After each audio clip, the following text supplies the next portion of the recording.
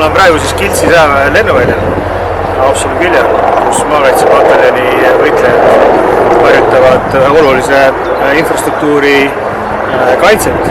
Praegusel juhul siis lennuvälja hoidmist oma jõudude vastuvõtuks ja peame siis olema valmis vastasjõudude tõrjumiseks. Praegu siis lennuvälja kaitseme loomulikult õhutõrjevahenditega, sinna liitlaste õhutõrjevahendid, mida siis omakorda meie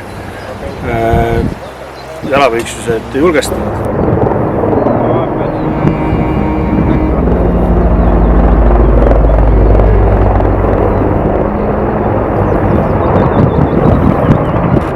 Oma positsioonide heaks paigutamiseks jalale tuleb neid varasema luure ja täna siis hommikul vastase luure ja ründekopterite lennud meie positsioonid teatud osas oli võimeline leidma ja ka maha suruma.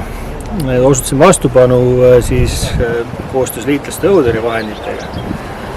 Aga sellele vaatamata siis üks osa vastase dessanti õnnestus maandada siia transpordikopteritele ja nendega siis pidasime maha päris tõsise lahingu.